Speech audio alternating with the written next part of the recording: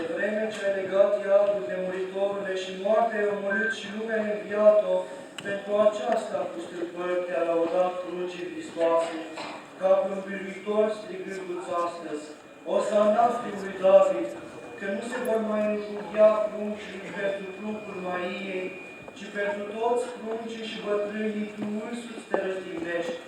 Nu se va mai porni asupra noastră sabie, căci coasta ta se va împunge cu surița.